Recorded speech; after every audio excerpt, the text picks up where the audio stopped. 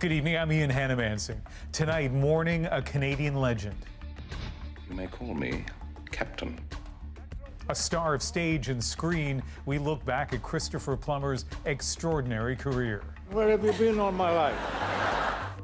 What he shared with us. Well, I used to love parties. And what he meant for actors across this country. I don't know if they make them like that anymore. Also tonight, allegations of jumping the vaccination queue at an Ontario long-term care home. I believe that they got the vaccine because they know somebody. A CBC News exclusive. And what could have been his second straight Super Bowl weekend. Laurent Duvernay-Tardif tells us about trading in his cleats for scrubs. For sure the hardest decision I've ever had to make. NFL star turned healthcare hero. This is The National.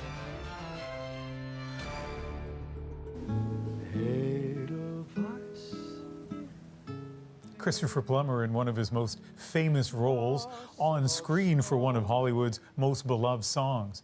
By 1965, he had already spent a decade as an acclaimed Shakespearean actor, starting at Stratford. Afterwards, for more than half a century, he crisscrossed from stage to screen. A working actor who could steal the show, a gracious colleague whose eyes twinkled with mischief, a Canadian legend who passed away today at the age of 91. Throughout his long career, Christopher Plummer influenced so many people. Eli Glasner looks at his remarkable life. Before the man. Whether on stage or screen, Christopher Plummer was a singular performer who could play a villainous tycoon, a musical father, a bitter rival, and more. Born in Toronto, young Plummer first caught the acting bug in Montreal. In the 1950s, he began a lifetime love affair with theater, appearing on Broadway and at Stratford, where he fell hard for Shakespeare. He was a text man. He was, one of the last of that generation that really had everything memorized, all the poetry, all the important soliloquies. Actor Alan Hocko was lucky enough to watch Plummer perform as Prospero. He had this ability, like no actor I've ever seen before or after, to pull the entire festival audience onto the stage with him. And yet listen to Plummer back in 1964, hedging his bets about filming The Sound of Music. If, for instance, nothing worked and I wasn't any good and I didn't make a sort of mark in films, I could always go back to the theater. You about my children? Finished yet, oh, Captain. yes, you are. Although Captain Von Trapp made him a star, Plummer could get prickly with the host who dared ask him about it, joking it was only good for one thing. It sure got me into every restaurant that I wanted to get into and have a good table, and that's the most important thing in life. Plummer, who didn't actually sing Edelweiss, did admit to loving the film from a distance. Today, his co-star, Julie Andrews, released a statement saying, "I treasure the memories of our work together and all the humor and fun we shared through the years." In his later years, Plummer enjoyed a resurgence, and in 2010, he became the oldest actor to win an Oscar for the film Beginners. You're only 2 years older than me, darling. Where have you been all my life? Then Plummer, ever the pro, just kept going, as always relishing the work right up to the end. He was aware of being frail, but he was also just excited. I mean, every time I spoke to him, he was excited about these new roles. Because for Plummer, every performance was a chance for something new. The curtain has not yet fallen. It's simply stuck. Eli Glasner, CBC News, Toronto. Over the decades, Plummer did lots of interviews with the CBC. I had the privilege of speaking with him 3 years ago this month. He was always interesting and witty, though not without bite. Here's Christopher Plummer in his own words. I just do this for laughs. Acting seemed to come more easily to me. I was a shy person, but had cloaked my kind of early shyness in a sort of kind of extrovert manner. And the stage seemed to be the ideal place to let off steam. Some of us who are exposed to the public in some way or another, in drama, in music and art or whatever, are so fortunate to be able to have the chance. If you're not too famous or you're not recognizable, say, who's he, you know? And what are you staring at him for? They think you're somebody else. I usually sign Richard Burton. when they come up and ask me for my autograph. Because I'm terrified they're going to say, who's Christopher Plummer? It's a wondrous thing to play different people and different, because that's fun. Yeah, And if acting isn't fun, give it up. It's not always a great script that interests me. If there's a lot of money, I will say yes, absolutely. Where? And then if it's a location that is attractive, and Elaine and I will talk about it, and then we'll go off and do it, even if it's a piece of garbage. It is nice to have a kind of every 10 years there's a new career, and to be my age and suddenly getting more scripts and more offers than I did when I was in the last decade. It's extraordinary. And we'll have more on Christopher Plummer's legacy later in the program. Canadian actor Colin Feore tells us about Plummer's influence and a great story about dinner with Al Pacino. Let's turn now to Canada's fight against COVID-19. The number of new cases falling in this country, but anxiety over vaccine deliveries is not. Today, the Prime Minister sought to reassure Canadians with one consistent message. We are on track. We are very much on track. We are still very much on track. We are still very much on track, as promised, to get those 6 million doses by the end of March. He says he's in regular contact with the CEOs of Pfizer and Moderna, who assure him they'll meet their contractual obligations despite the delivery disruptions being felt right now. To deal with the limited supply, provinces have drawn up lists of who should be getting vaccinated right now and who should wait. But tonight we bring you a CBC News exclusive story concerning serious allegations that some people jumped the queue at a Toronto area care home. David Common takes us through them. Villa Leonardo Gambin long-term care home is now listed by Public Health as being in its 4th COVID outbreak. 25 residents have died. Seniors like those who live here and staff who directly care for them are supposed to be the priority for vaccines. But in a complaint to Public Health, the union representing a nurse on site alleges she was instructed to provide the COVID-19 vaccine to a member of the home's board of directors and to the family members and friends of several managers. And on official paperwork told to indicate that they are essential caregivers.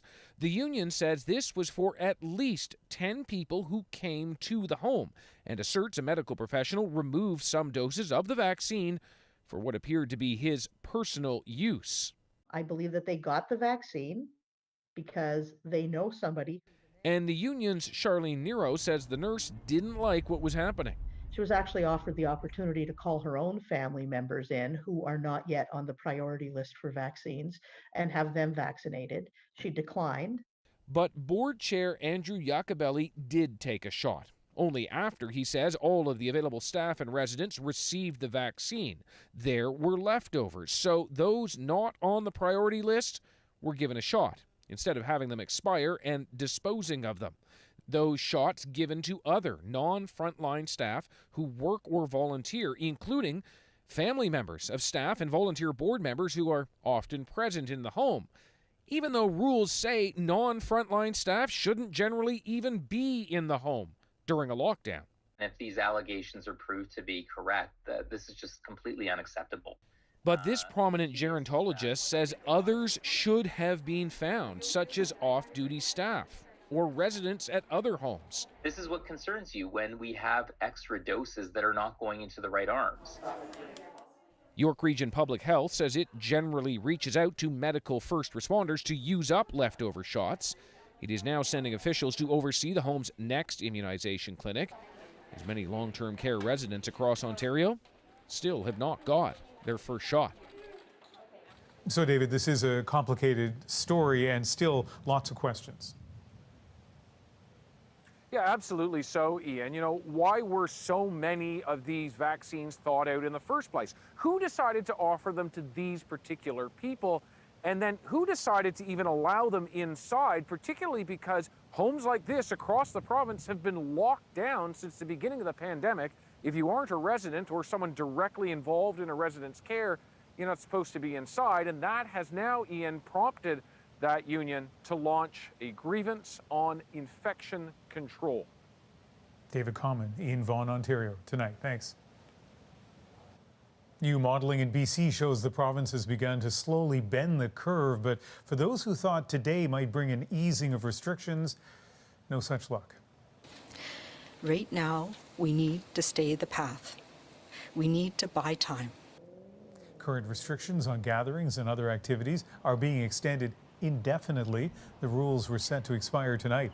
Provincial Health Officer Dr. Bonnie Henry says there may be some easing in the next few weeks. Your commitment to following the protocols reassures us that by opening up a little more, we should be okay. Lower case counts in Nova Scotia mean the lockdown there will be easing starting on Monday on a wide range of businesses and gatherings. That includes weddings and funerals. New rules will be in place for at least a month. We're now less than 2 days away from Super Bowl 55 in Florida, and as fans' excitement ramps up, so do safety warnings from U.S. health officials. Please watch the Super Bowl safely, gathering only virtually or with the people you live with. At the big game in Florida, the stands will be less than half full, including thousands of vaccinated healthcare workers. But on this side of the border, Canadian health officials are concerned about Super Bowl parties. Aaron Collins looks at that tonight. It's Super Bowl weekend, and things almost look normal at this Regina sports bar. Reservations already stacking up to watch the game here. I think we have a few more tables open, and then we'll have to probably turn people away the day of the game. Of course, nothing is really normal these days. The masks and barriers give that away. Still, even with safety protocols and limited capacity, being able to open at all is a gift. This is much better for the bottom line and keeps our staff employed. We laid off most of our staff in the spring when we were closed, so it's nice to have them all back on payroll, and everyone's working hard to keep the place clean and follow the rules. More than any Super Bowl, most will watch this one from home, and efforts are underway to bring the taste of the big game to people on their couches. Shuttered restaurants serving up takeout Super Bowl platters. When you're watching Tom Brady cry later on Sunday, you can eat some delicious home and away grub. So when the Bucs play the Chiefs on Sunday, the snacks should be sorted. But across Canada, concerns the game could lead to a spread of COVID-19 here. Please do me a favor. Just stay at home. Stick with your family. We can still enjoy the Super Bowl, but without the super spreader. Hold off on the Super Bowl celebrations this year. Worries shared by this Canadian Super Bowl champ. He'll be on the sideline Sunday, moonlighting in Quebec as a healthcare worker, asking Canadians to do their part to stop the spread on game day. I feel like it's the least we can do as citizens to follow the public health measure in place and to just do it. But there will be at least one Canadian on the field. Toronto singer The Weeknd will be hosting the halftime show. Socially distanced, of course. Aaron Collins, CBC News, Calgary. And you saw him briefly in Aaron's piece. Stay with us for more of my conversation with Canadian Super Bowl champ and healthcare worker Laurent Duvernay-Tardif. That is in about 20 minutes. Concerns about Super Bowl gatherings are amplified by the rapid spread of the COVID variant first found in the UK. Health authorities believe it could be the dominant strain in Canada by next month. Vicadopia shows us why that has some doctors questioning whether our current distancing guidelines are stringent enough. I couldn't taste or smell the most aggressive smells or tastes. Mariel Ritchie still doesn't know where or how she contracted the coronavirus last fall. Now public health officials warn new variants threaten to rapidly accelerate the spread of COVID-19. I think that's a little bit terrifying, because I already felt I was so careful, and I am really cautious of germs. The advice from Ottawa and the provinces is stay at home or stay at least 2 meters apart if a mask can't be worn. But some local health units in Ontario, where they've seen the variant first detected in the UK, no longer consider cloth masks protection from exposure and have reduced the window of risk to 10 minutes from 15 minutes used by the COVID Alert app. That means more contact tracing. Today, in these instances, we are regarding anyone, whether they're wearing masks or otherwise, who have breached that particular distance to be regarded as a close contact. Even though that variant continues to be found in new places such as Saskatchewan and New Brunswick, overall, new cases are down, and that has provinces contemplating opening up. I think it's premature to start loosening the restrictions we have. I think people dutifully adhere to a 2-meter rule, thinking that, oh, as long as I'm 2 meters away from you, everything is going to be okay. Or as long as I have a mask, everything is going to be okay. And that's not the case. For now, federal health officials stand by their advice, though they say they are discussing the parameters of the COVID Alert app. One lesson that we've learned throughout this pandemic is the importance of the precautionary principle, which is really, we are not always going to have all of the science and evidence that we want to make recommendations. The trade-off, take precautions now or react when it may be too late. Vic Adopia, CBC News, Toronto. COVID-19 restrictions are once again putting people out of work. WestJet says it will lay off 120 cabin crews starting March 2nd. It is fallout from the government's request that airlines suspend flights to Mexico and the Caribbean until the end of April. Today's January jobs report tells the same story on a larger scale. Lockdowns, especially in Ontario and Quebec, helped slash 213,000 positions, mostly part-time. The unemployment rate reached 9.4%, the highest level since August. Peter Armstrong shows us who's bearing the brunt. You don't need to be an expert to see the damage in the economy right now. Just walk down the main street of your town or neighborhood. Shops and restaurants are closed. This latest round of restrictions has hit the most vulnerable workers the hardest. Workers like Kazmi Tasmin, who used to clean hotel rooms. Basically, from March, I don't have any work. She's been looking for something else for nearly a year now, scraping by collecting EI. It's very hard for me to survive right now. I'm really in very stress. All recessions are unfair. This one has been uniquely unequal. Millions of Canadians simply shifted to working from home while the most precariously employed could not. I'm pretty scared, actually. Kari Vadavalu lost his job as a security guard when the pandemic hit.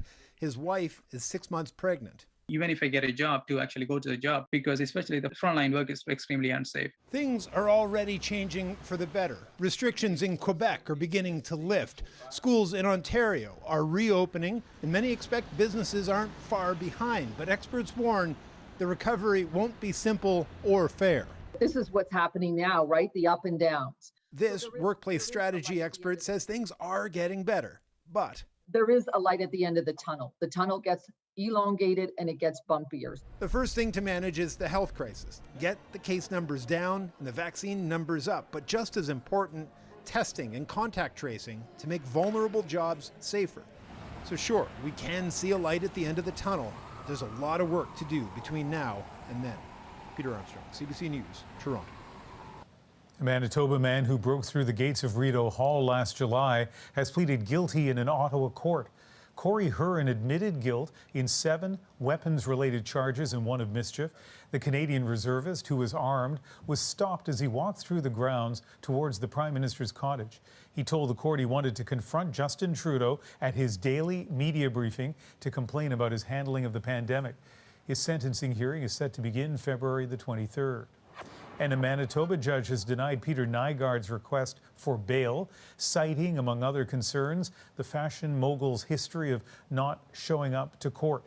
The 79-year-old will stay in jail while a court decides if he should be extradited to the U.S. He's wanted there on 9 charges of sex trafficking and racketeering. CBC News is investigating an Ontario court filing in a dispute between Saudi Arabian parties. On the surface, it pits some state-owned companies against a former top Saudi official now living in exile in Canada. But as Dave Seglin shows, that official says there is much more to it. Toronto's Bridle Path, a $13 million mansion, now frozen by the courts.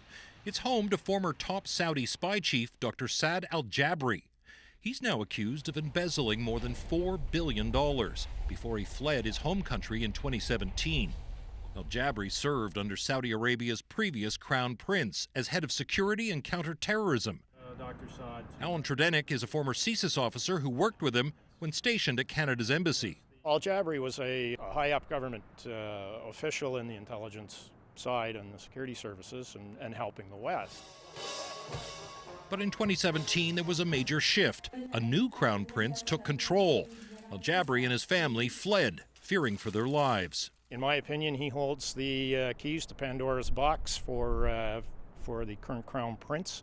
Any of the secrets that the royals have or that the current crown prince has, potential business dealings. Other loyalists to the old regime have been jailed. Dissident and journalist Jamal Khashoggi was murdered. And just 2 weeks after that, Al-Jabri claims the same so-called Tiger Squad that killed Khashoggi tried to enter Canada to kill him, but was stopped at the border. Al-Jabri says he's hired private security to protect his family's home, on advice from the RCMP, who he says have warned him his life could be in danger. 2 of Al-Jabri's adult children are still in Saudi Arabia in prison. And right now they're holding him hostage. They're saying basically if you don't shut your mouth and you cross the line, something worse is going to happen. This week, details of this fight became public. Companies tied to the regime are suing and won a court order freezing Al-Jabri's assets, alleging he masterminded and oversaw a conspiracy to steal at least $3.4 billion US. So what to believe? A $4 billion theft? Or, as Al-Jabri claims, a political vendetta by Saudi Arabia's crown prince? We may get some answers, perhaps, when the two sides face off in court in 2 weeks. Dave Seglin, CBC News, Toronto. CBC News has learned the Dutch man accused of tormenting Amanda Todd before the 15-year-old took her own life in 2012 has been extradited to Canada. It's no longer, I hope he gets extradited, or, we wish he would come soon. He's actually really here. Eden Coban made his first appearance in a BC court on December the 8th. He faces charges of extortion, criminal harassment, child luring, and child pornography, all related to Amanda Todd. He's expected back in court next week. For one Canadian, tuning into this year's Super Bowl will be especially tough. I'm in peace with my decision, but watching the Super Bowl is for sure going to be hard for me. Coming up, Laurent Duvernay-Tardif on leaving the NFL to help with the fight against COVID. Plus, let your indulgence set me free. Remembering Christopher Plummer's love of Canadian theatre. Shall we say? Colin Fiore shares what it's like taking on Shakespeare in Plummer's shadow. Full of the hope that the present has taught. A young Ontario girl sings for Black History Month, the meaning behind the music. We're back in 2.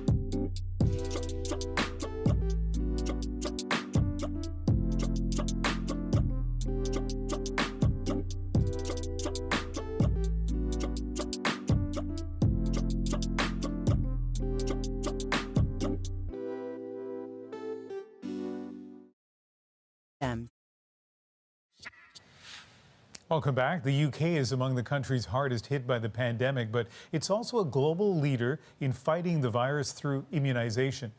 More than 10 million people in the UK have already received at least one dose of a vaccine, yet hesitancy is still a challenge, particularly among some ethnic minority groups. Renee Filipponi on the fight against mistrust and misinformation. It's a first in the world, a Hindu temple turned vaccination clinic, part of the plan to target particular communities. I was a nurse, so obviously I know vaccine is good. But not everyone is that confident. This volunteer says setting up at the temple in this way is reassuring for some. They're surrounded by people that they know, they're in an environment that they know. Public health officials are worried about vaccine hesitancy in the UK's Black and South Asian communities. Research found that just over half of the people from ethnic minorities would say yes to a vaccine. New mutation. For many, misinformation is to blame. Is whether or not they are halal. This health researcher says they are, and she is part of a social media campaign launched to dispel myths. Whether that's their religion, whether that's a historical bad experience of a clinical trial, whether that's something to do with the amount of misinformation that's coming through into that community. There's also no evidence to suggest the vaccine affects fertility. Celebrities and politicians from minority communities have also launched online campaigns, building on pro-vaccine messages from faith leaders across the UK. This advocate says battling misinformation is one part, but she also wishes the minority community so hard hit was prioritized in the rollout. So that vaccination policy, in my mind, is unethical, because if you just apply it on age, you are not acknowledging the risk and the overexposure of Black and minority groups. At a clinic in a Birmingham mosque, 500 shots a day are delivered, along with a message that's been echoed at Friday prayers. We are saying big no to fake news. And number two, we are saying big yes to vaccine. With the hopes anyone offered will roll up their sleeve. Renee Filipponi, CBC News, London. When we come back, the national interview.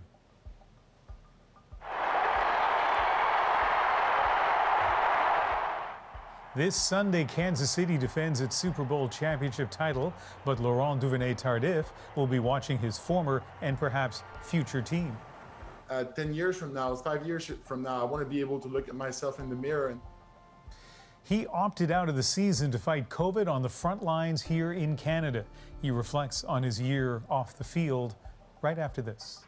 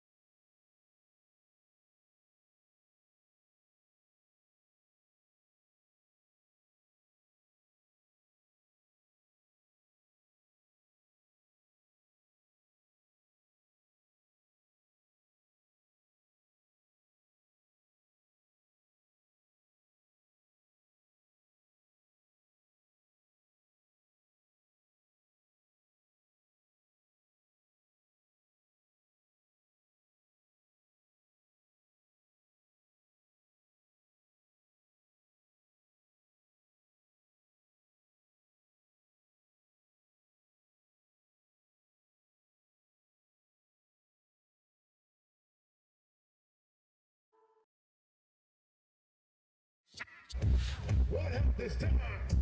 Right foot, let's start. Excitement is building in Tampa, Florida, and last-minute preps are underway ahead of Sunday's big game, Super Bowl 55. Kansas City versus, for the first time, the hometown team, in this case, the Tampa Bay Buccaneers. There will be a notable absence at that game, Canadian offensive lineman Laurent Duvernay-Tardif. He helped Kansas City win last year, but this year he's taken an unusual step, replacing stardom with public service. It's rare enough for a Canadian university player to make it to the NFL. But add to that, Duvernay-Tardif was earning his medical degree at McGill. And then last year, he won a Super Bowl championship ring before one more twist, putting his athletic career on hold. I think it's serious. There's a lot of similarity between that and SARS. Duvernay-Tardif, who hasn't yet received his medical license, came back to Canada to work as an orderly in a long-term care home, helping patients struggling with COVID. It's really an unbelievable feeling. And that helped propel him to being the co-winner of the 2020 Lou Marsh Trophy as Canada's Athlete of the Year. Laurent, thank you very much for joining us. Thank you for having me. Tell me what the last few months have been like for you and your development as a medical person. It's been interesting, that's for sure. You know, a year ago, we were just coming off a Super Bowl win in Kansas City. And for me, you know, the Super Bowl was kind of the last time we were able to gather, not only in Miami, but also in Kansas City with over 1 million people at the parade. And then going from that to, you know, going back at the front line in my hometown in Montreal, and then, you know, opting out of the season. So there's been quite a lot going on this year. But you know, at the end of the day, that's what you learn from 2020 is that we need to adapt. You've told this story many times before, but for the people who are watching who may not know, why did you decide to walk away, at least for a while, from football to go into a long-term care facility? Well, 3 months after playing in the Super Bowl, I went back and helped on the front line for like 10 weeks. And I think I saw firsthand the burden and the impact of COVID, not only on the patient, but even maybe more so on my colleagues, you know, how the healthcare professionals and their families and the amount of sacrifice. And I think for me, at that point, it just didn't make sense to cross the border to go play a sport that I love, but also, you know, traveling every second week into a different city and potentially exposing myself, but also communities around me. And you know, I'm going to be a physician for the rest of my life down the road. So I think it was important for me to follow my conviction and to err on the side of cautious for this year. You were working as an orderly, that's the way I've seen it described, over the last few months. And I just wonder if there's a moment or a person you encountered that you could tell us about that would help us better understand the COVID crisis in Canada. I mean, in long-term care, at the long-term care facility, we're really badly affected by COVID. You know, over the course of the last year, the place that I work at experienced 3 different outbreaks. We lost a lot of patients. And, you know, for me, I first went in there with really the mindset of a medical student, trying to optimize everything, you know, balance the medication. And at some point, I kind of realized, you know, that this is bigger than us, you know, and those people, those elderly, they're probably not going to go home, and it's either going to be COVID or something else. And I think that's kind of at that point that I realized that the most important thing is the human interaction, you know, is the comfort, is to make sure that these people preserve their dignity. And I feel like at the beginning, you know, you're intimidated by the PPE, the visor, the mask, the gown, and you lose that, you know, that the importance of interacting with your patient. And I feel like working in those long-term care facility, working with other orderly who spend so much time with the patient, nurses that are so dedicated to what they do, I learned that. And to me, that's really the difference between treating somebody and caring for somebody. Do you think it's going to make you a different kind of doctor now? No doubt. You know, in medicine, you keep talking about the art of medicine. Well, I think it comes with interacting with not only your patient, but also asking question to the orderly, to the nurses who spend the most time with them. And that gives you better care at the end of the day. And that's what you want, So for sure, my experience in long-term care facility, even though I was only there for 2 to 3 days a week, is going to change my, perspective as a future physician, I'm sure. Football players at the highest level, which is where you were, have a very limited amount of time to play at that level. Did you do the right thing, stepping away for a year? Opting out of the 2020 season was for sure the hardest decision I've ever had to make. Am I in peace with it? Yes. Does it come with a little bit of regret sometime? Of course, otherwise it wouldn't be a hard decision, but I feel like back then, if I put myself back in last July, we didn't know what was going to happen. We didn't know how effective the protocols in the NFL were going to be. And I think for me, it was important to err on the side of cautious because 10 years from now, 5 years from now, I want to be able to look at myself in the mirror and be like, I follow my conviction and my value, and that's what I did. I'm in peace with my decision, but watching the Super Bowl is for sure going to be hard for me.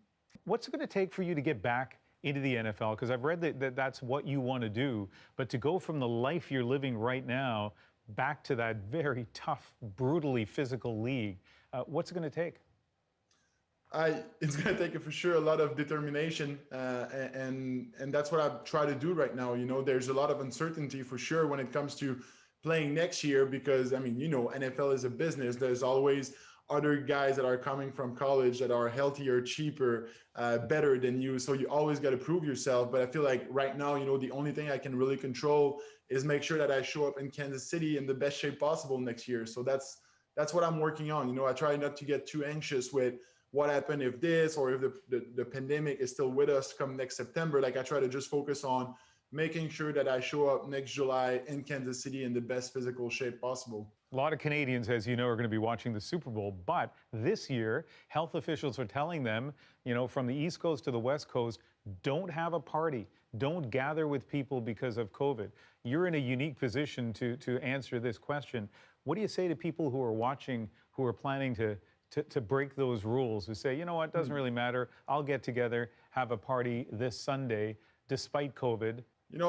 I feel like after all those sacrifices we made, after all the work that all those healthcare workers put on the front line for us, all the sacrifices, it's really the least we can do. Let's just follow the public health measures in place and let's try to go through this. When I work in the long-term care facility, everybody's doing everything they can to protect themselves, but also to protect the patients. But at the end of the day, we're still seeing outbreaks. Why? Because of one little mistake. Like this virus is so contagious. Like I feel like we got to do everything we can. And I know there's a lot of hope with the vaccine and everything, but at the end of the day, the best thing we can do right now is still to wash our hands, put a mask, and stay home. There's so much, Laurent, about you and your life that is remarkable, especially what's happened over the last year. It's been a real pleasure speaking with you. Thank you very much. Thank you so much. And go Chiefs. A great conversation, and we'll have another one too this Sunday with Canadian singer-songwriter Dan Hill, a brand new inductee into the Canadian Songwriters Hall of Fame. What I did was I started writing songs for other artists. Sometimes when we touch, the honesty's too much.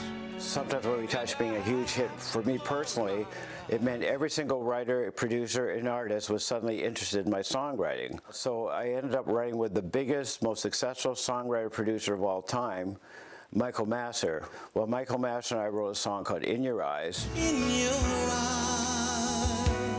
Then George Benson recorded it, and he had a huge worldwide smash. It enabled me to be huge as just a songwriter and not a singer.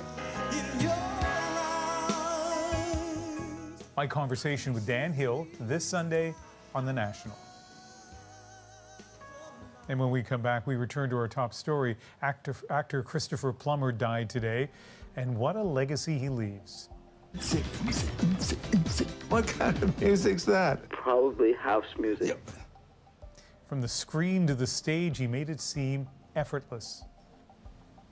These are actors, as I foretold you, were all spirits.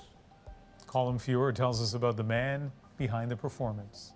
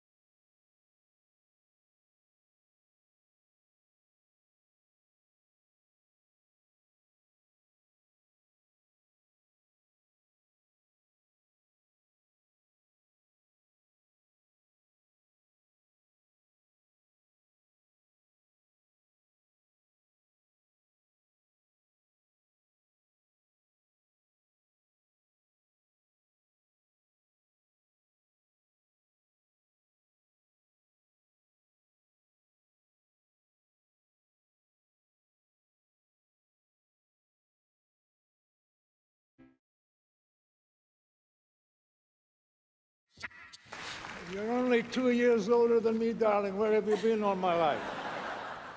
A winning moment, now part of his legacy. Christopher Plummer's death has left those who knew him thinking about the impact he had on their life. I don't know if they make them like that anymore. And I tell you, we're very lucky that he was ours. I am hopeful that those coming along will know of him and be inspired by him as much as we have been, or I have been. He was everything I wasn't. He was admirable, and I admired him so. Just some of the many tributes we've heard today from those who were lucky enough to share a stage or screen with Christopher Plummer over the years. And one of those actors is Colin Feore, who's in Stratford, Ontario tonight. Thank you very much for joining us. And how are you remembering Christopher Plummer? Well, as simply one of the greats, the kind of greats we'll never see again. What Christopher managed to achieve just can't happen anymore. He was of an age, in fact, of many ages. Lord knows his career was over 7 decades, but there will be nobody who can do what he did.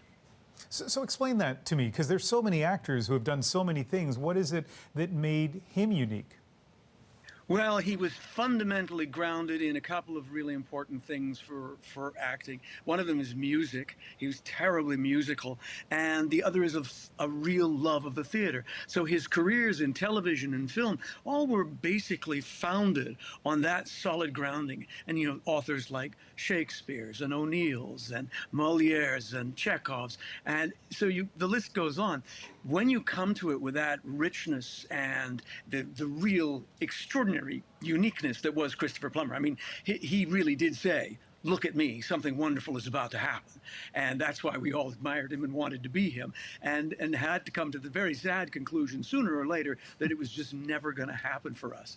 I gave up my Plummer dreams a few years ago when I realized that he simply wasn't going to die and I was never going to get his work. When we did shows, we've done a couple of things that we were both in together, I would ask for money and I'd be told, Christopher's in it. And I would just simply say, oh, yeah, okay, fine. He took the money. That's fine. I'm just happy to be near him. And in fact, one of my fondest memories of him, we both did a brilliant film for Michael Mann called The Insider. And we were rehearsing. And Michael invited us to dinner along with one of our stars. So there we were, Al Pacino, Michael Mann, Christopher Plummer, myself, and a handful of others in Al Capone's favorite dining room at the Sealback Hotel in Louisville, Kentucky. And what were we talking about? Of course, we talked about the show, The Insider. Lowell Bergman was there, so there was cigarettes and all sorts of things to talk about. But what we really talked about, because of course Pacino was in love, was Shakespeare. And Christopher could have gone either way on this. You know, he could have schooled us all. He could have put us in our places, and instead he chose, over some remarkably fine red wine ordered by Michael Mann, a brilliant fellow, he chose to wax poetic and generous and share what he thought about Richard III, what he thought about this or that, to Al's absolute delight, and me right beside him taking notes. But the icing on the cake was at the end of the evening in this glorious room, they kicked open the double doors to let us out, and there was a grand piano in that little alcove. Christopher simply took his wine, placed it on the piano, flipped it open, and began to play. And it was extraordinary. It was captivating. It was charming. It was effortless. It was theatrical and generous and gracious. And I thought, yeah, we're never going to see this again. Well, your story also captivating and gracious. Colin, thank you very much. My pleasure. Thanks for asking. And as we go to break, a bit of Christopher Plummer doing what he did best. We'll be right back. Now my charms are all o'erthrown, and what strength I have is mine own. If there are survivors on the open water, 6 hours is all they will have. But you have to do exactly what I tell you.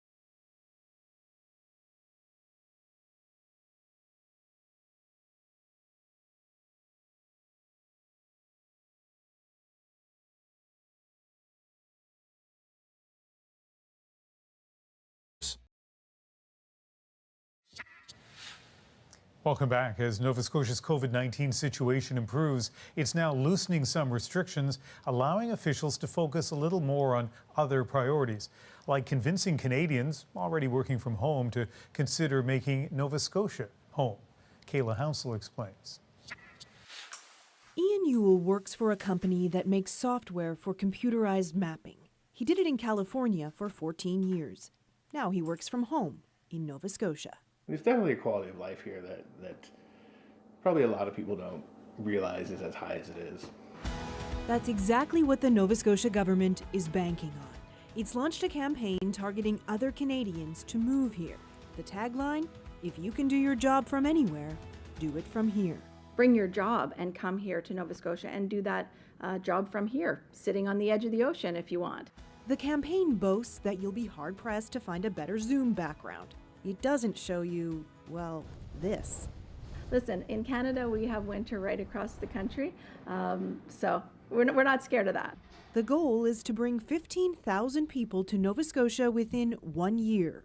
It's ambitious. This U of T professor studies the future of work. He says the key to Nova Scotia's success will be whether work from home becomes permanent, such that people can actually move. I think we're kind of getting to the point where there is a level of fatigue with this. But, you know, I see a hybrid work system kind of being the way of the future, where employees will go in 2 or 3 days to the office and have 2 or 3 days at home. Others have raised concerns about what could happen if it does work, about how an influx of people could affect affordable housing and put more stress on the healthcare system. It's like a provincial gentrification in a way you might see, and there are negative sides to gentrification that we need to be ready for.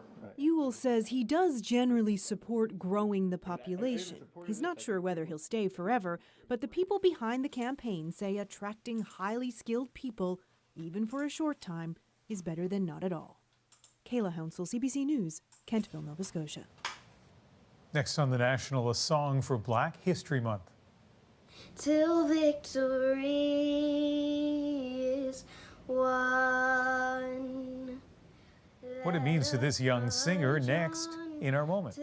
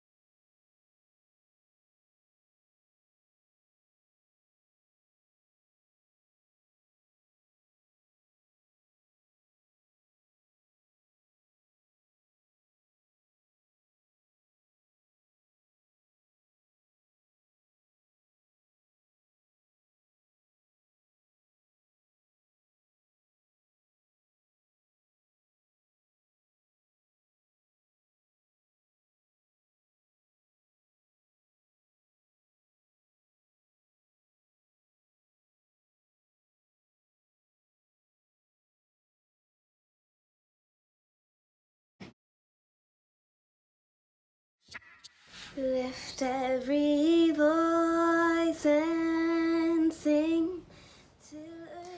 Chanel too, Massey, has been singing for as long as she can remember. And recently, the 11-year-old was asked to perform a song at an online celebration for Black History Month. It's a song long known in the United States as the Black National Anthem. And tonight, her song is our moment.